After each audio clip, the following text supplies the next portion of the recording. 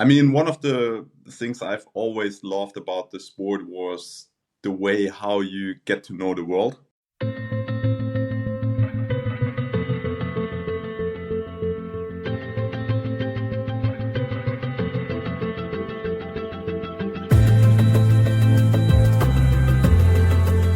All right. Well, today's guest, he's a legend in the world of triathlon.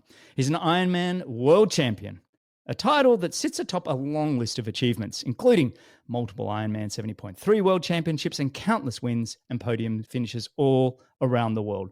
Known for his phenomenal bike strength, strategic racing mind, and incredible resilience, he's inspired countless athletes and fans with his journey from a determined young athlete to one of the most respected figures in the triathlon world. Last year, he embarked on a farewell tour, celebrating an illustrious career with one last hurrah at his favorite races, leaving just a lasting impression in the triathlon community. He's not just a champion athlete, but he's been a mentor and a leader in the triathlon community and an advocate for the sport that he loves. So welcome. Thanks for joining me once again on the Greg Bennett Show, Sebastian Kienle.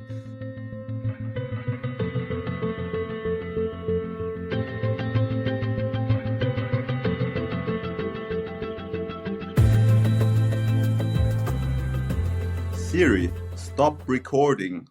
Play the last 2 minutes on repeat. Man, Greg, thanks for having me. It's always nice to have an intro like that because you know how it is as a retired athlete. You feel like all your achievements have been, I don't know, a whole lifetime ago. And so sometimes it's good to get an intro like that. So thanks for having me on the show. Mate, it's my pleasure. And honestly, I mean everything I said there. Congrats again on just such a wonderful career, mate.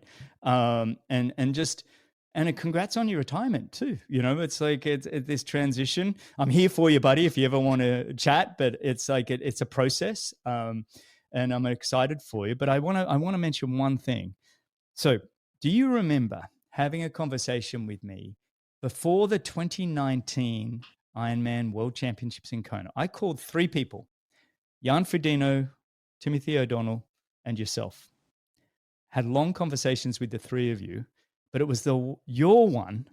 And I remember sitting at my in-laws for about an hour and a half, just chatting with you about preparing, getting ready for the race. And you felt like finally you were on top of your Achilles injury and blah, blah, blah, blah. And I hung up and I said to Laura, I should have recorded that.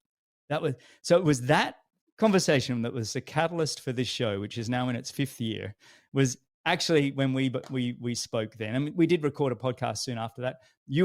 Those 3 people that I just mentioned ended up being the podium that year, the 2019 Ironman World Championship. So I feel like I crushed it. Do you remember that phone conversation we had? It was a long time ago now. I actually remember it. It's kind of funny that you mentioned it because I felt the same with a lot of conversations I had in the past, that it would have been good to actually record it. So I had the intro recorded now. No, but yeah, it's just I think that's one of the things I really loved about the sport is not. I mean, it's not just the lifestyle and everything, but most of the time, and that what sticks to you for your whole life is the people that you meet and the conversations that you have. Some are really deep, and sometimes it's almost like you meet a soulmate. Like you don't know the other person really well, but because you are connected with the sport and you have been through a lot of the same things. There's some sort of a deeper understanding, so to say. So I really like that, and that's one of the great things in our sport. No matter if you chat with a former professional athlete, with an active professional athlete, or with an amateur, like we all go through a lot of the same stuff and face a lot of the same challenges, and therefore it's often you don't have to have a lot of like warm up phase for chat. No long foreplay. No, it's so well said, mate. And then we recorded I remember when I started this show, I reached out to about 20 of you and said, hey, if I start a show, would you come on? And all of you said, yeah, I'll come on. We recorded. And you were one of my very first episodes that I recorded. And I was obviously a bit rusty, I think, at the time, but you were very generous with your time. But I remember one part of that conversation, and I've shared it several times since. And it talks about the competitive nature of us as kids when we were kids. And I'll never forget you saying that you were playing ping pong, Yeah. table tennis, and you were your parents were trying to find an outlet for you because you had all this energy.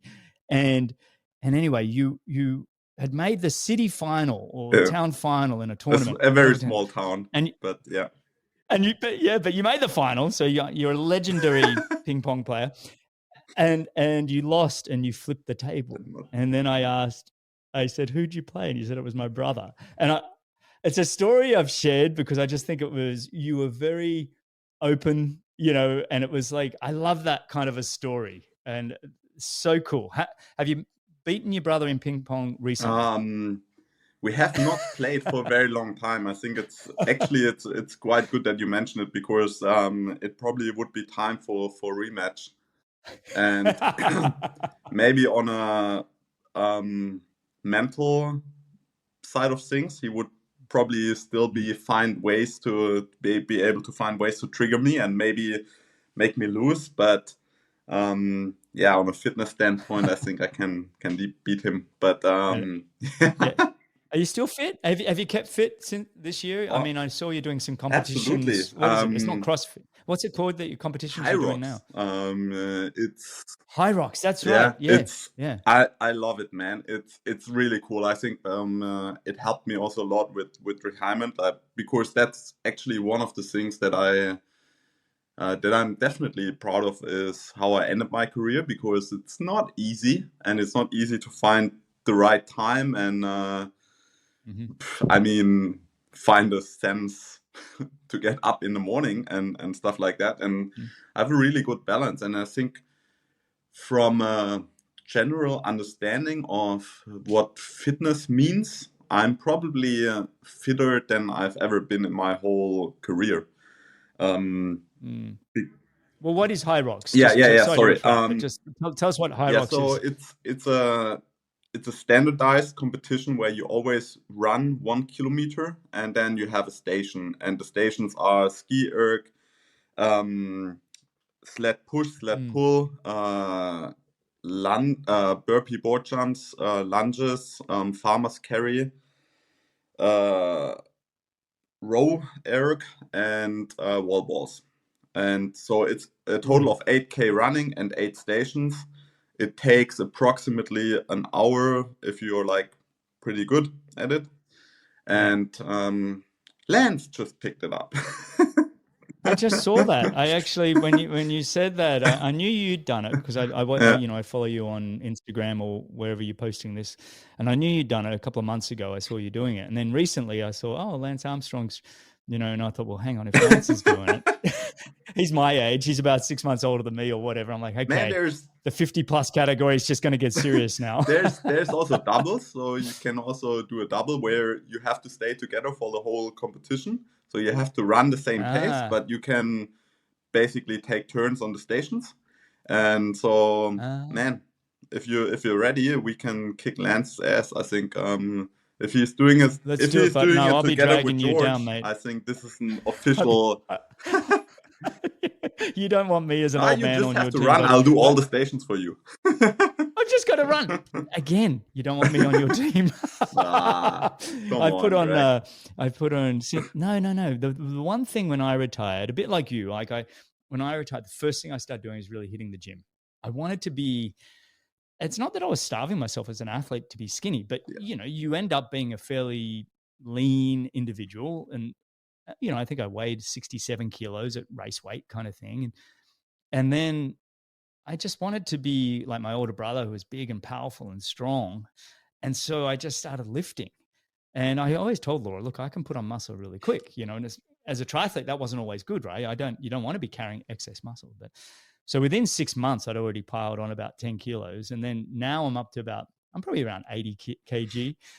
But I like it. I like feeling kind of like I mean, I'm not big, obviously. I'm not a big guy, but I don't know. It was a nice change rather than just running Yeah, 100K weeks and everything else. Yeah. absolutely. I feel you 100%. I mean, I don't want to be like Ryan Hall, but No, that was the extreme. Yeah, that was the extreme. I Yeah. think also, yeah, I mean, I'm not sure if this is a healthy way, and I'm not sure if this is possible, like in a natural way. But what I really loved about the high rock thing is also it's super intense, and I think what we all like, and I guess you're no different, is just the feeling after exercise. You know, like Yeah. you Yeah. Yeah. you're a little bit archy, but it's not like bad. You just feel like good, you know, like you're Yeah. happy to just lay on the couch and enjoy the food and stuff like that. But I don't want to do like 7 hour bike rides for it anymore. You know, it's Uh, and I still do. I will still do some gravel racing this year. Um, yeah, I saw that on your Instagram. You've signed yeah, up for a yeah. race, gravel Actually, race. a Yeah. couple of Yeah. races this year, but I mean, so originally my idea was when I set up this retirement plan, I was like, man, and then I'm gonna go on and win the Lifetime Series, and I'm gonna win Unbound, and Mm, and mm. at that time, I think it was still an option. I mean, it was like, okay, you have to ride the whole day at 300 watts more or less, and so the high rolling resistance takes a lot out of the tactics that's involved in group rides and cycling races. But yeah, I mean the sport developed so fast, and there's like no chance. I will still be able to Mm. maybe do well in the funny enough in the shorter stuff now. But yeah, also climbing. I mean, like you said, is my natural weight was probably 72, or my race weight was 72, and now I'm 78, and I feel good. And yeah, just like you Yeah. said, it's like, you know, when I'm traveling now and I do some of the other 60% of my life besides sport, um, and you arrive at the hotel and you're like, I mean, it's like 8 in the evening. I don't want to go for a run. Just do I don't know, like um, push up challenge, 15 minutes, as much as you can. Like Yeah. it's like you Yeah. completely nuke yourself off. You can do something like that, and I've never done that before in my whole career. Like you said, I knew like I can put on muscle relatively quick, which is actually not a good Yeah. thing. You're a strong, you're a Yeah, strong build too. Yeah. Yeah. and now it's like, oh, nice. Now I'm doing those Yeah. biceps curls. I do the vanity bicep curl. I'm that Yeah, guy at the gym that actually stares at myself in the mirror and does it. I'm like, oh, I'm I such a tool. mean, But I yeah, kind of never done that. yeah, and I mean it's and high rocks is a great combination of those things, Mm, and I've never initially thought about doing it because one of the reasons why I was sure I couldn't continue with triathlon were my Achilles yeah. problems. And in 2020, 21, they came back like, yeah, to a degree where it just weared me down. You know, I was still able to do Yeah. stuff, but it was like fighting against the windmill. You know, it's you see the other guys and they get better and better, and you know, like you can still be up there when you're at your 100%. But if you can't do the Mm, stuff you need to do to be at 100%, yeah, it's gonna get very mentally draining. And so I thought like I would probably not be able to really like I mean, I thought I would be able to run after like a couple of months of no running and rehab and stuff, but I thought I would never be able to run like at the competition level where I have some fun with it. mm, Actually, with how I planned my last year, I thought, okay, if you fit and if you're performing at a high level, I would have been ready to even take like a cortisone shot in the Achilles, and with knowing that it's going to be the last 2 or 3 races of your career. I mean, you know how you work sometimes as with your athlete mindset. You're like at one point you're ready to take on anything, just to have this like 2 or 3 good last races. And so I was ready for the golden bullet for the Achilles, but didn't need it. And it actually got better over the year, even if I raced a lot. And now the funniest thing is also there's some of the exercises that are really demanding when it comes to calf and Achilles. It's, for example, flat push is like really tough. Yeah. But that was also like in a different way, but it was part of my rehab program as well, where you just load the Achilles a lot. And I think now I'm just under this threshold where, I mean, where sport is not healthy. So I'm on the healthier side of things.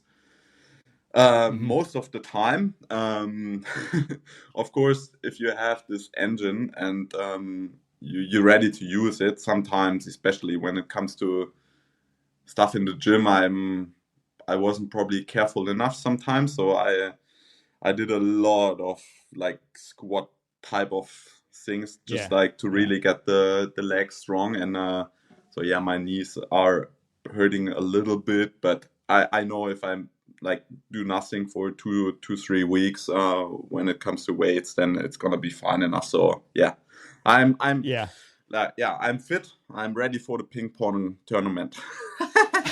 I think it's great that table. you got the minds. The best thing I got told after I got retired was from my friend Mark Webber, who retired from Formula One driving. And so we had a long chat because I think we retired around the same time, 2016, 2015, 2016. And he's like, Greg, you just got to keep moving.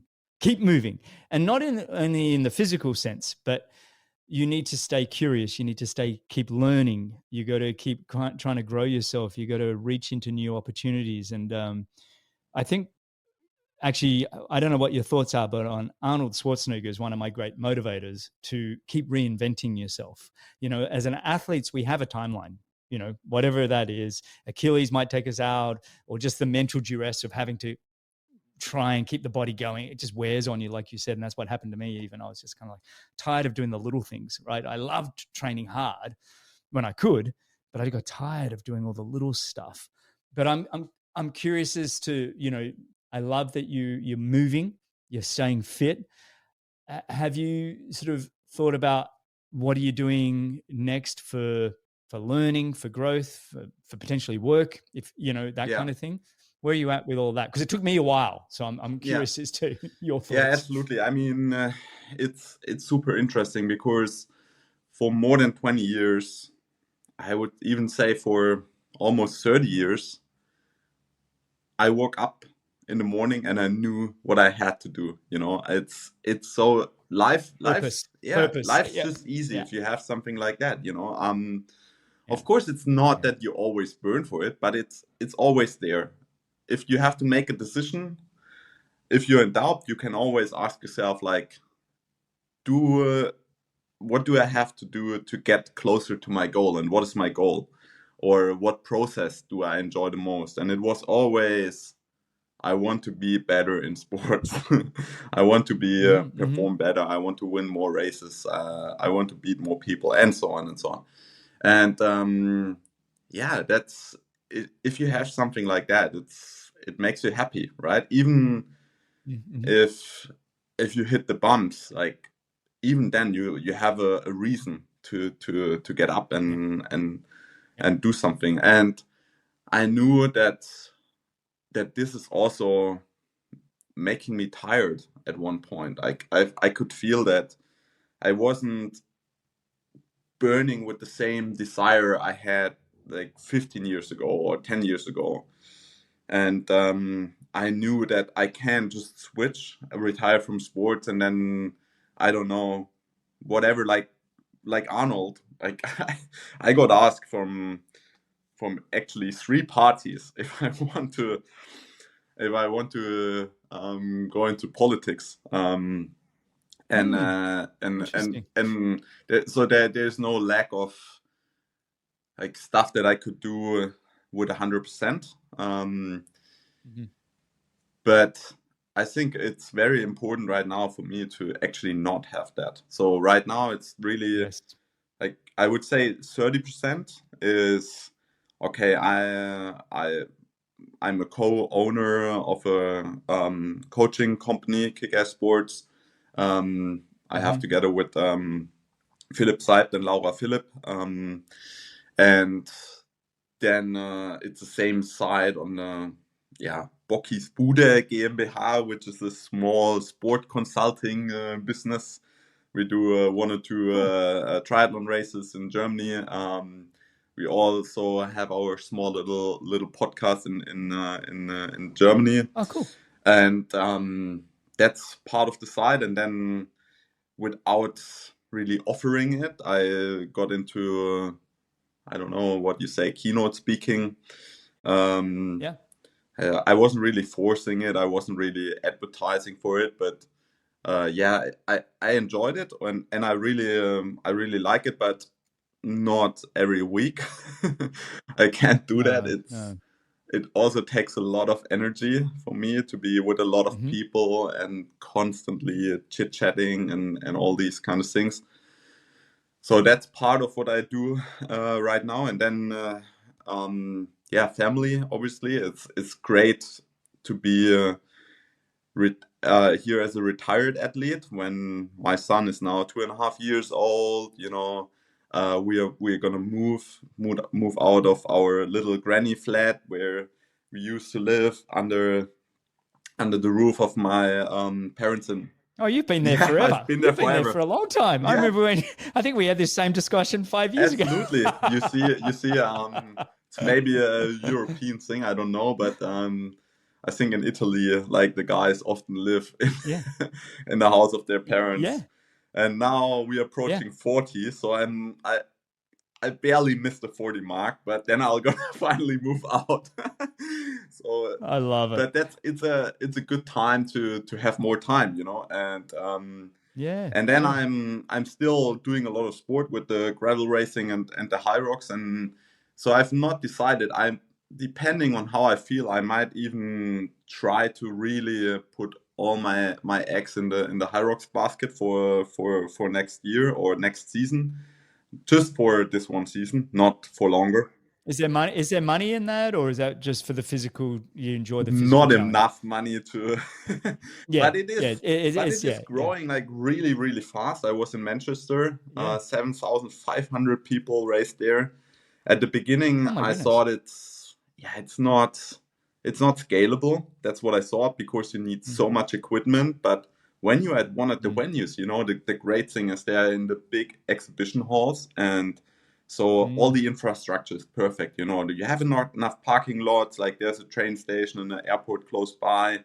And once it's all set up, it's not a problem, like it's one start wave after another. And I think you guys have like a huge event in New York. So for everybody who's interested, I think it's gonna actually be 10,000 people racing there, which is crazy. And so I think So it's almost taking over the CrossFit type crew, right? I would not say it's taking over, but the thing is, so CrossFit, from my standpoint, is not very inclusive. I've trained with a couple of the CrossFit guys, and of course they look at high rocks as, I don't know, the CrossFit version for weak people or whatever it is, but it's definitely not, because the running is just something that makes it so intense, and therefore also I think in general, like the everyday gym customer can do a high rocks. That's not a problem. But to do a proper CrossFit competition, the movements are very complicated. And I mean, no doubt that these guys are they're super fit, no doubt. But in high rocks, it's a lot more people can do it. And also for triathletes, I think it's a great addition during winter time and stuff like that. And so it definitely has a huge potential. And I think right now it's the fastest growing sport in the world, because all the people that, I mean, when you ask people what are you doing, I just know from a survey in Europe, like, okay, swim, bike, run, but the the most answer you get is I'm going to the gym. But what sport is that? Like, you can do a lot of stuff in the gym, right? I mean, and for these people, I think High Rocks is a great way to compete and test themselves, and yeah. So yeah, Look, I think so long as people are out there yeah, moving, and look, we all get tired of doing certain ways of movement, and so you're looking for new things that are interesting.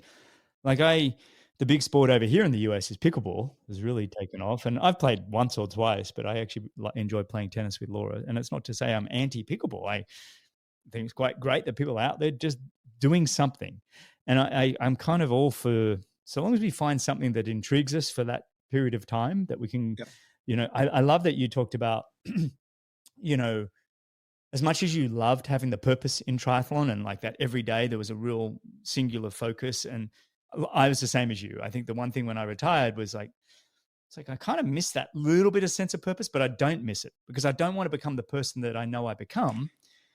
Like even a couple of years ago, 2 years ago, when I had a tech company that I built, and as a team, we all said, "Oh yeah, let's do the Thanksgiving 5K run." That's what you do in the US. It's a, and everybody will send in their times because we were all around the US. And I'm like, okay. Well, I got to get fit. And I didn't just take it on like get fit. Now I'm like, okay, got to get fit. Whereas I should have just gone, look, try and break 20 minutes or something. Like I'm not that fit. Like just get around it. I didn't like who I became even to do a 5K run. I'm a very intense individual when I have a goal, and I don't want to be that person right now. Like I want to be, to your point, I want to be present with my son and my family.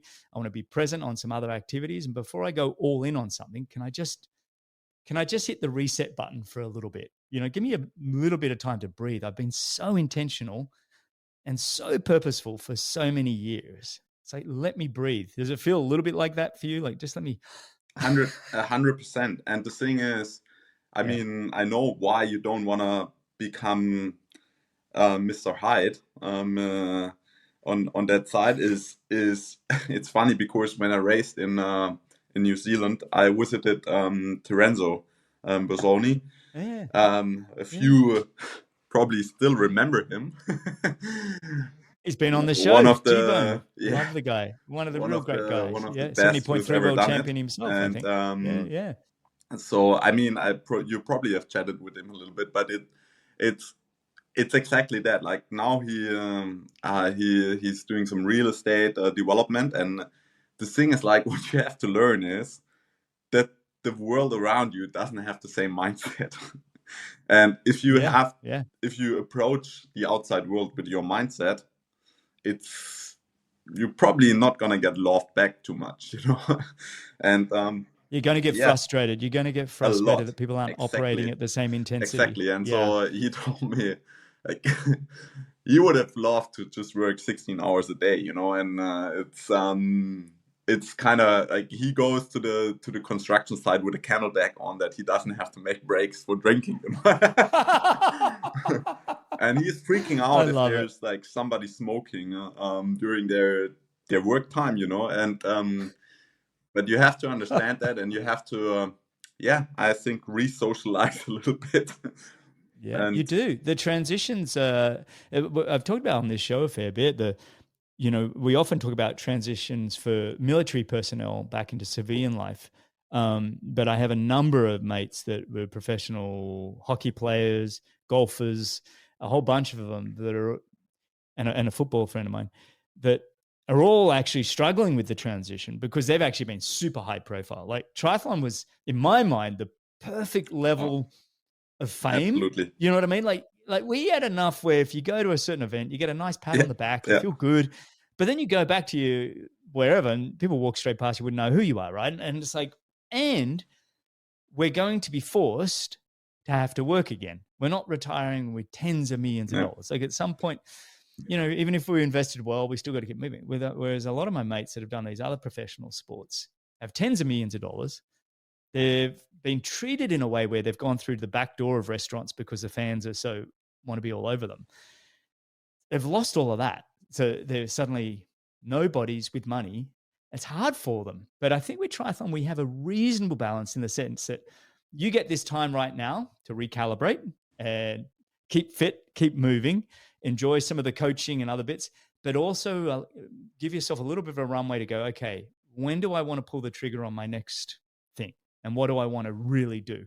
And you have this nice little window, but it's not forever. You don't have 20 years to think about it. You have a couple of years, you know? Do you kind of feel like that? Or am I I don't mean to be speaking for you. I would have not answered any different. It's 100% like that. Yeah. Yeah. Yeah. Well, mate, I'm excited. I'm excited for your journey forward, but I want to do one thing here. I just want to go back.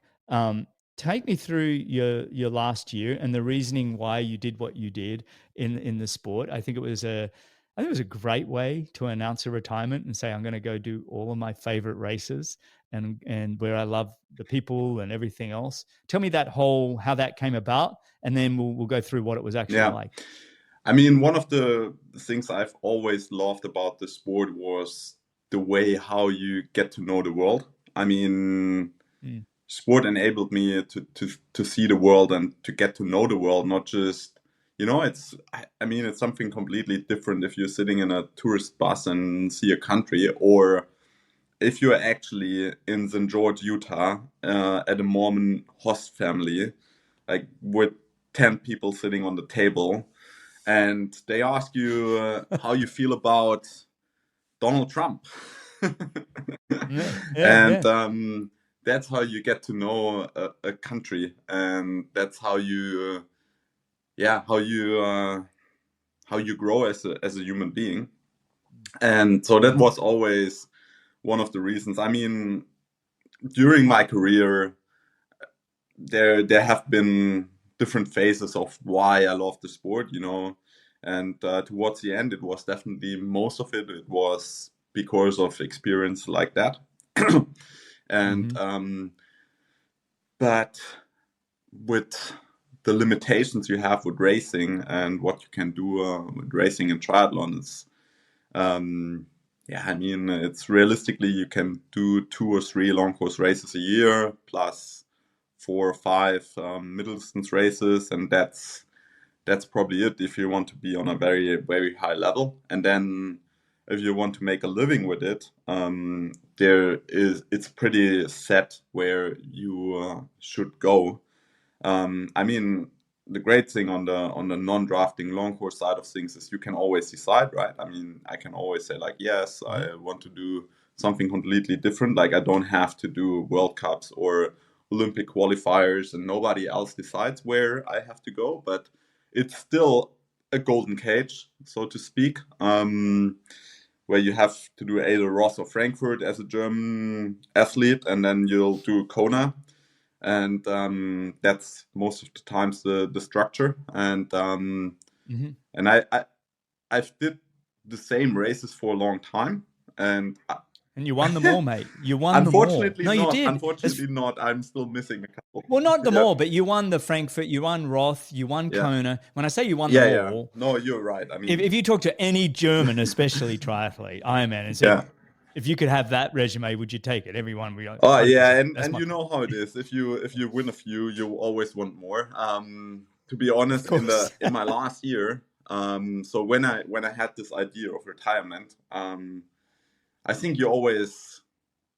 I can say that now. At the time, I think I would have not loved to communicate it, but my goal was to win another 2 races in Ross, because then I would have won 3 times in Frankfurt and 3 times in Ross, and I would have had, I think, 2 second places in Frankfurt and 2 second places in Ross, which would have been like I think it would have been difficult to reach in the future. And then I don't think it would have changed much no, mate, but because you know how it is. Like I think for you it would have felt great. Yeah. I mean, the world is still going to look at you as awesome. And then I thought I want to win like all the regional championships, like North American championships and Asia championships and so on.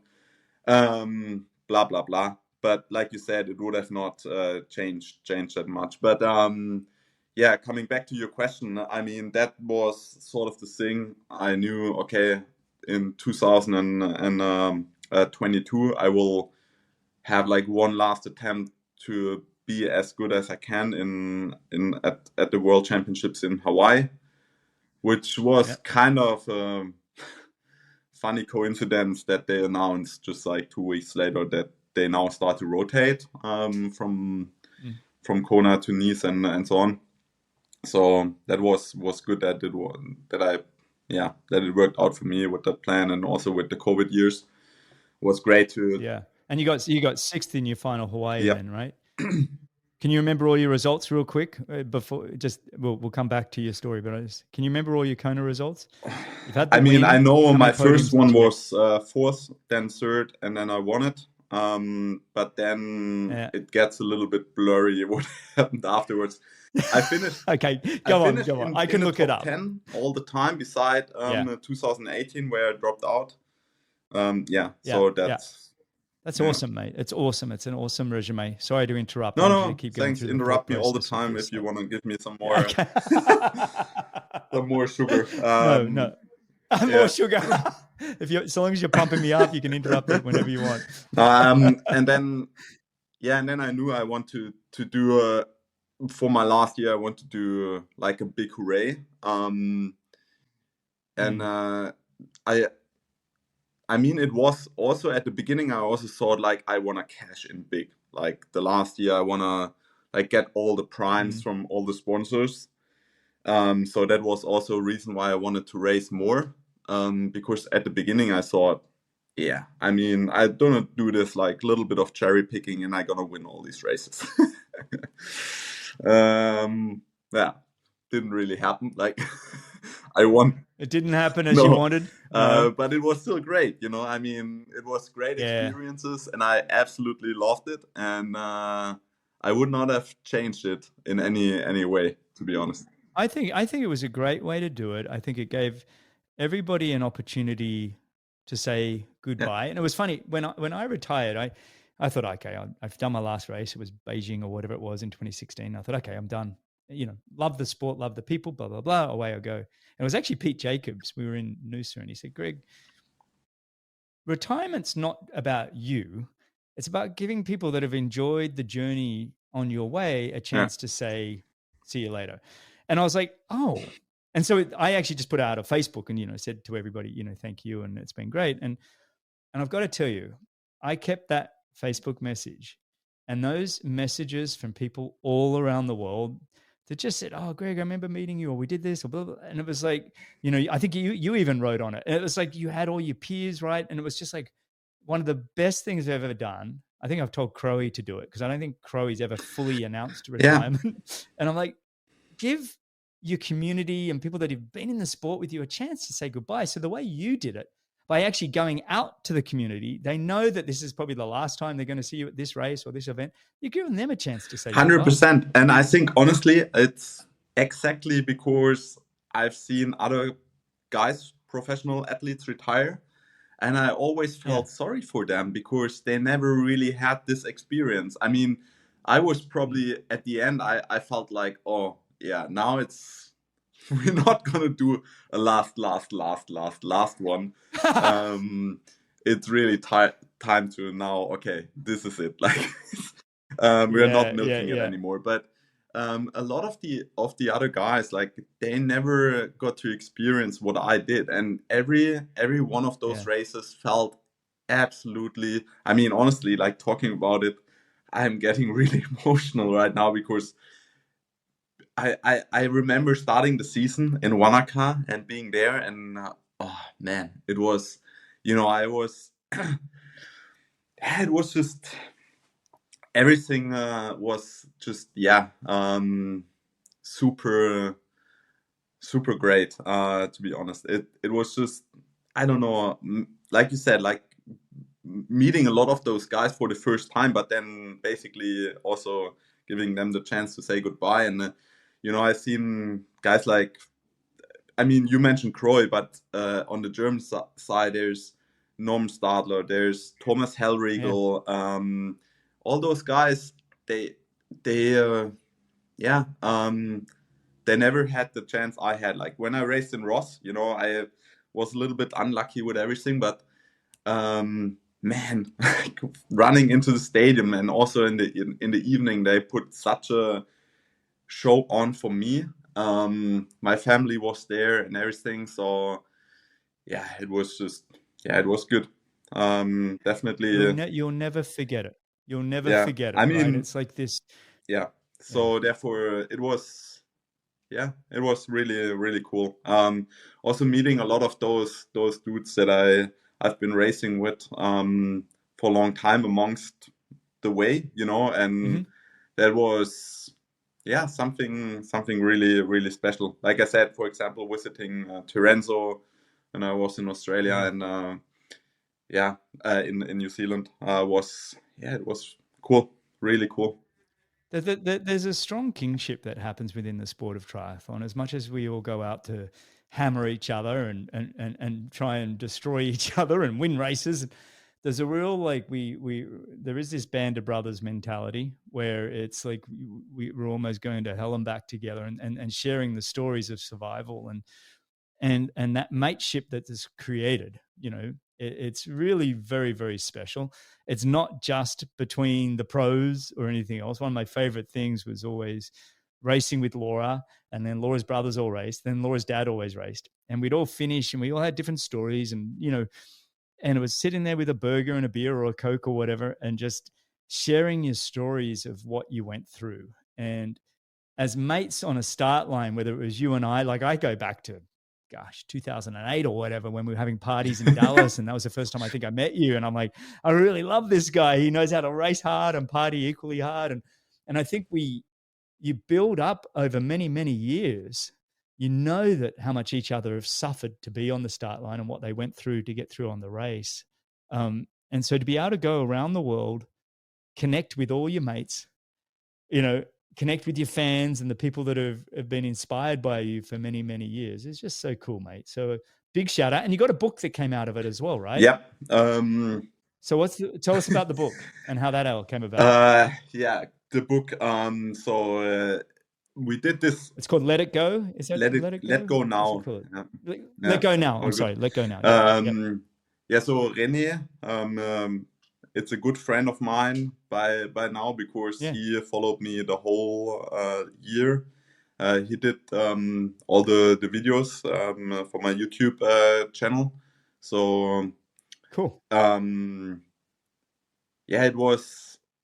He asked me if I think or if it would be okay because he had so many great pictures and stuff to make a book out of it, and I was like, oh, René, I'm not so sure about it. You know, it's like, you know, like you said, it's triathlon. You know, it's not American football and so on. I don't wanna, I don't wanna, you know, that you burn a lot of money with this project and stuff like that. And so my wife already made a book, and we did that all by ourselves.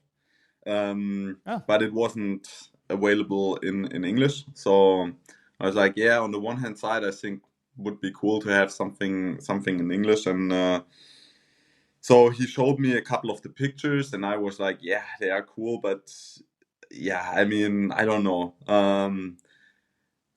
But I told him it's your choice, you can do it. And then yeah. we had this farewell party at the end of the year, basically, where we showed the last episode of the discontinued series and met with Mm-hmm. some sponsors. I auctioned off a couple of bikes, and so the winners got their bikes there, and René presented the book, and I walked in there, and I've never seen the book before, and so René had all the pictures lined up in this like old German yeah bunker. I don't I Mm-hmm. don't know. Mm-hmm. And it looked absolutely awesome. I opened the book and Yeah. I read the foreword from Jan Frodeno, and I was like, No oh, way. this is. I mean, Wow. just for myself, it was a super nice present, and again something that helps you to think back. And so book is available. Yeah, where can people buy it? On Amazon, or I where do they think buy it? right now it's Let go just on now. the homepage from René. So Okay. renedomke.de. We can put it in the show notes, but Yeah, I think perfect. he Send will that sell over. it on Amazon at one point as well. Yeah.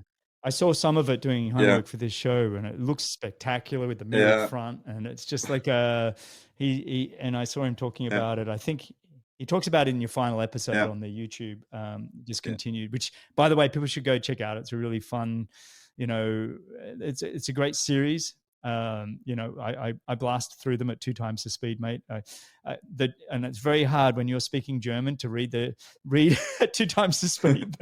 But I went through them. That's a really great series. Very cool. I want to shift gear a little bit, and just reflecting on your career as an athlete. And we've talked a lot about last year, 2023, and the highs and the joys of that. But are there moments or races that really stand out to you where you go, that was really a career yeah. highlight, Absolutely, super special? absolutely. I think, Mm. and it's not 2014 World Championships. It's the first time in Ross where I on very first attempt I broke the 8 hour mark, and that was a race that really stands out for sure. And then obviously the first 70.3 world title in Las Vegas was also something super special, because it also kind of marks the first change of guard, or the generations, because I still raced with Yes. like your generation, and then Yes, I remember I was in that yeah, 2012 yeah, race. and I still remember like sitting in this fucking hot tent waiting for the drug test, um and yeah, sitting there with my wife and all the other like absolutely top guys that I knew from Olympic distance racing and so Yeah. on, and yeah, it was just it was just it That was was the just that was the absolutely first time mind you. blowing for me to sit there and be actually the best of all these guys in that race. Yeah, Yeah, it yeah. was. It's like, I finally made it. I'm finally here. I'm finally doing Yeah, something. but It's it's also it's because really cool. it came unexpected. I mean, Yes, my it's favorite. not. Yes. It's Yeah. not that I. It's not that I didn't know that I was capable of theoretically doing it in the future at one point, but I didn't approach the race and I thought like, this is the day where I'm gonna be world champion, and it makes it everything changed after you win your first world title, and obviously like the next time you race there is like, I mean, I was still shell shocked the next time when I raced there, because I thought like, you probably don't have it, and Yeah. it's not you're not able to deliver that again or whatever, um but even 2014, the world championship title in Kona, I knew I will be able to do it, and my goal was maybe not 2014, but with the lead up and everything, the expectations from the outside and myself, they were aligned to like, this dude is one of the guys that can win the race. And when I raced in Yeah. Vegas the first time, this was definitely absolutely not the case. Like, you lead the race, and at one point, 12, 13K into the run, you realize like, hey, I'm actually probably gonna win this thing. It's Yeah. I'm still it's going. totally crazy. And yeah, there's only one first time, so that's I agree that the way you paint that picture, by the way, is it's like I've said a few times. It's like when you have races where you kind of not expected to win, like you said, but you're pretty sure of yourself that you're feeling good and you're going to go. But the ones where you shock you and suddenly you're almost floating down the finishing line going, oh my gosh, they're cheering for me. And you're reacting to the crowd in a way that's not a performance. Like your yeah, hands are thrown up through the energy of yeah, emotion. And then, whereas I have these other ones where you're running down the finishing chute and you're kind of throwing your hands in the air, but it feels like a bit of yeah, an act, a bit of a show. I don't know. Did you have that same sort of sense? yeah. It was. I mean, obviously, it's maybe a little bit blurry when I think back, but it was just, yeah, it was just completely crazy for me because there were, Bevan Doherty. I can still remember sitting in the tent, with Bevan and Craig and I mean, especially Bevan Doherty's feet. They looked so fucked up, man. I can still remember that. And I was like, okay, this sport takes a toll at one point. No, but man, it was just I knew all these guys. It's yeah. At that time, Well, we knew of you, mate. I remember the first time I heard of you. I think it was Chris McCormack. He'd been racing in Europe and he'd raced against you, and he's like, "You guys don't even know what's going to hit you."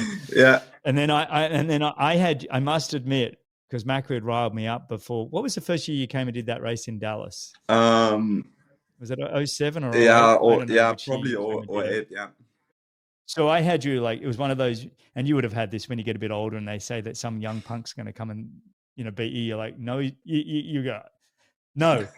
I mean, you thrashed me from there on out, but I think I got you on that one. It was like, big okay. time. But I remember, Didn't even but I finish. remember Macca was fueled me with energy that some German kid punk was going to come and smash me. And then it was like, okay, I got you there. And then you came back and got me well and truly after that. Do you look back? I mean, you kind of mentioned last year there was you would have loved to have won, Roth again. And are there any regrets or ones that you feel like got away from you that maybe you kind of feel like you should have won? Yeah, a lot. Like, I mean, you probably how long have we got? The no, same. I think yeah.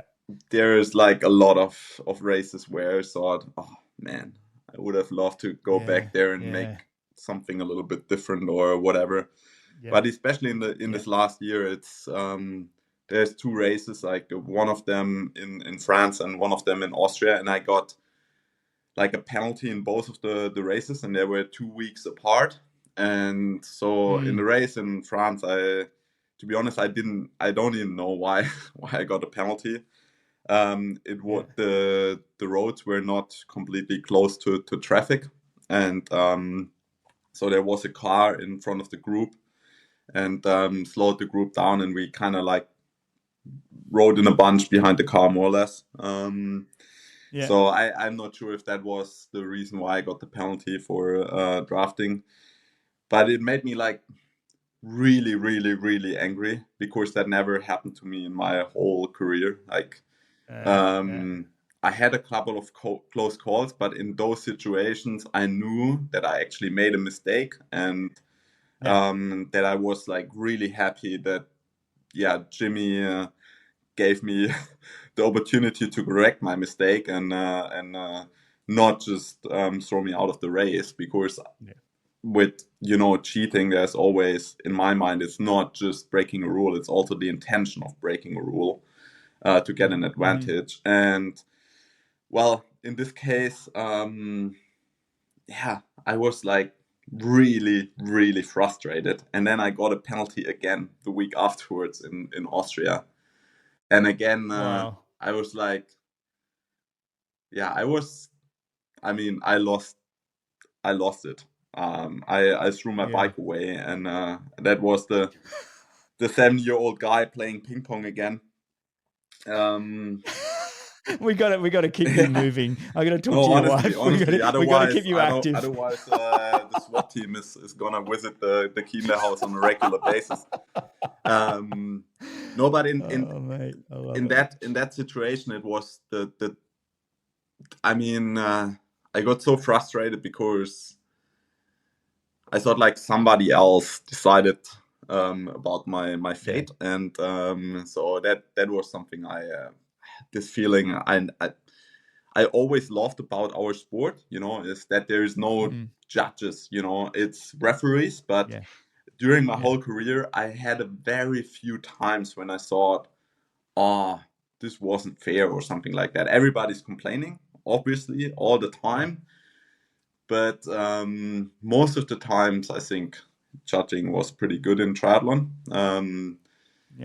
But yeah, sometimes if it's not, then it can be like so That's crazy. frustrating. You had the two. It's crazy. You had the two, the right back to Yeah, back, and your final yeah. hurrah. And You're like, give me a break. I just had three, I think, in my whole career, and I can Yeah, remember all three of them. And the other one was actually in St. George, and yeah, that's also one of the races I would have absolutely loved to win. I was there so many times, and that yeah. was exactly the year where, Lionel wasn't racing. I was in pretty good shape, and I think I would have won the race. Sorry, Rudy, but I think afterwards you would have smashed me on every single time. But this year, like you said, That one you were ready. Yeah, yeah. I would have. I know, isn't it Yeah, and I funny? think I, so. Those were three of the occasions where I think like, shit. But the one in St. George, I also have to say like, yeah, I felt mistreated. But then on the other hand, if I would have been a little bit more patient, it would have been no problem. So therefore, yeah, it was my mm. own mistake in a certain way. You're not the person that's trying. Look, I don't. 99% of the guys aren't trying to cheat. They happen to make bad Yeah. decisions and put themselves in bad situations. Um, I had one drafting penalty my whole career, and that was back in 1997. And I went and did the Chicago Triathlon, and it was the stagger Yeah, rule. yeah. Do you remember The the good stagger old rule? stagger rule.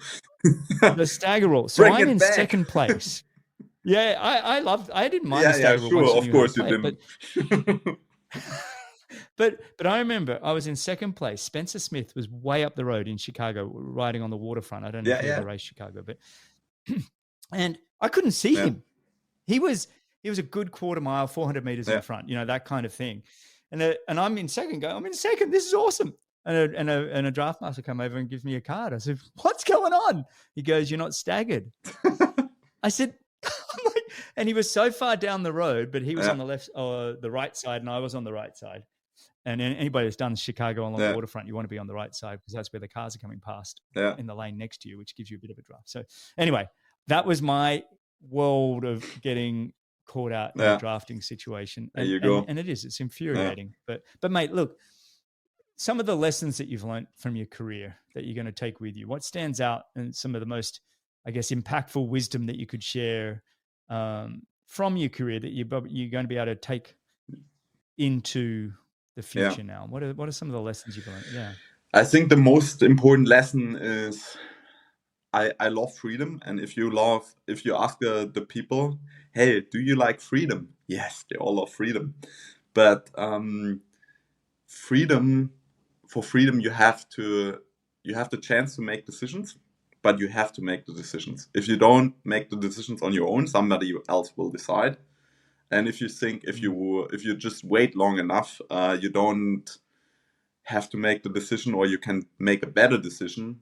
You're wrong. Like um, sometimes you look back and you think, oh, this was a wrong decision, but a lot of people, they are so in fear of making a wrong decision that they don't decide at all, and then somebody else decide, That's a decision. Yeah. and then they are not free anymore. So I think Yeah. that's one of the things that I learn is, if you in the situation that it's about you to make a decision, make the decision. I even like that. even if it comes with consequences, when I decided to turn professional, there would have been quite or relatively severe consequences if it would not have panned out the way it did.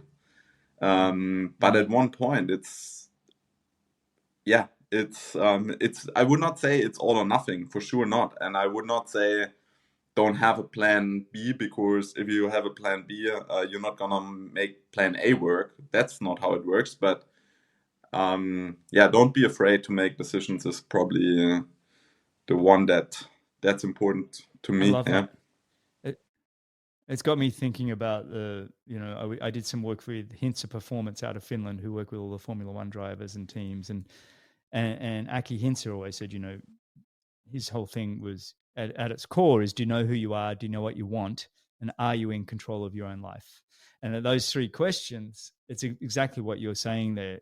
If you're not going to take control of your life, somebody else is. And that means somebody else owns your time, which time in my mind is your number one commodity, time and health, right? You got to be, those are the two focus things that you need to control and own. But well said, mate. I want to finish up with final four questions and maybe some rapid fire if you're up for it. But I'm not sure if you've read the email I sent you, but I like to send this one in front. If not, you're going to have to think quick. What would you tell your 18-year-old self knowing what you know now?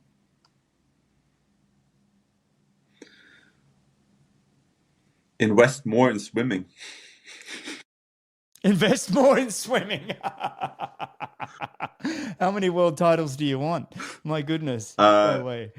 I wonder if you were a good swimmer, if you would have been as stronger on the bike, though. I wonder if the desperation to have to catch up after the swim made you such an uber biker, too. You never know, mate. It's a spider web. You pull one and you don't know how it moves. But I think it's difficult, to be honest, because would I have changed anything? Yes, I would have changed a lot of things, for sure. I think what I meant with that in a bit of bigger perspective is I didn't really enjoy swimming because I wasn't training with a good group, and that's the main thing. It's like I did not enjoy part of the sport where I could have enjoyed it, which I learned later on, if I would have had a great group around me.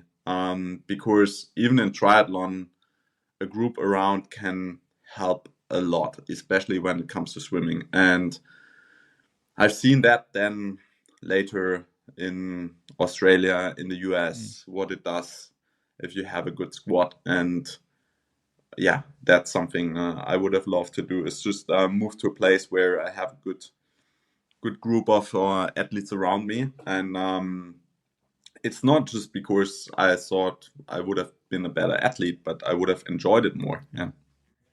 Yeah. I love that. It's a great follow through. Really good answer. All right, next one.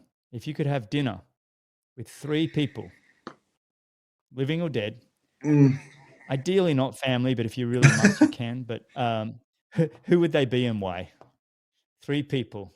And it'll change. Look, the 3 you give me today. It's funny because I think I should have said that. You have asked me this question, I think, last time as well. Long time. Yeah, so that was one of the first questions. We have to go back and see if I still answer with the same. It should be different. Answers. I think it should be different. Probably it's maybe not that different, but one of them would be Richard Feynman, and I think I probably would have answered that the same. It's a great physics guy, and I read a couple of books from him, and he seemed to be a really smart guy, but also somebody that you can actually talk to, which is not, if it's just smart, it's a lot of smart people, but they're probably not fun to have dinner with. Yeah. That's a good one. I love that.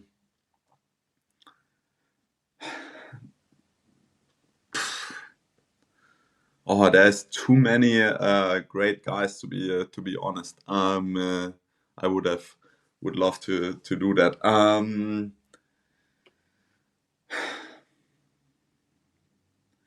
I think, like you said, it can be family.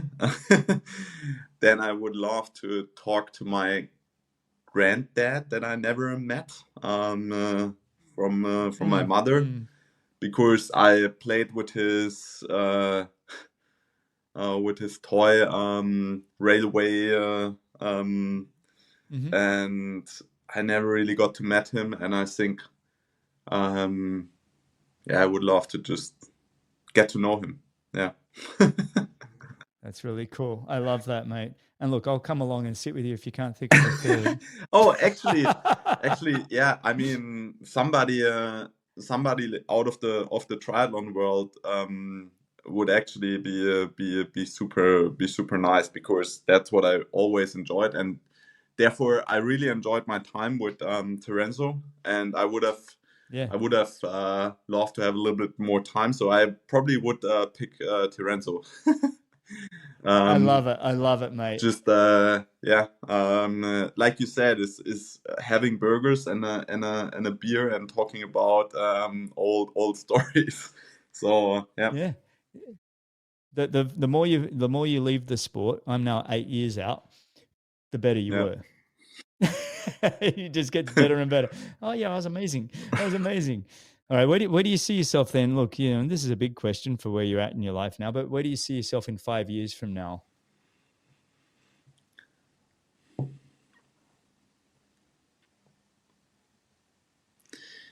Most likely, I will do something again where I can be all in again.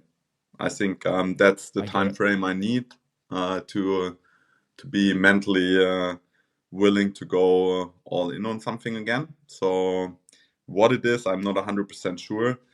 But again, I think it also depends what my wife wants to do. If she wants, to go back to work and do something, then I'm happy to stand back and be the desperate houseman. Not a problem.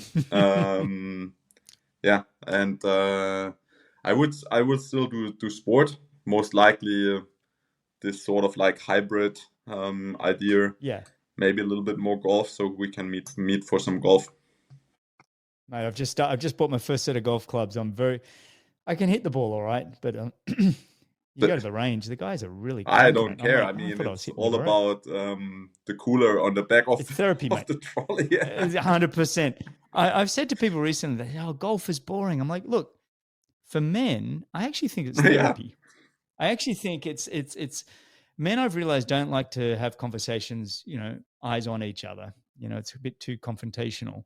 But if they can be walking side by side or in the golf cart, venting about their issues in the world, There you and men have need it. to be doing I know something. what you do in five Yeah. years. You're best-selling What's that? author about a book about golf. A Yeah, golf yeah. book. I've actually got some golfers lined up for the show. We're coming up, actually, some I professional read a golfers. book So it'll be. about golf, which was super nice. Actually, What two: was it? What The was it? Fine Green Line and Dream On. They're like really good. I absolutely Okay, recommend fine them. green line and dream on. Did you Yeah, say Dream dream On. on?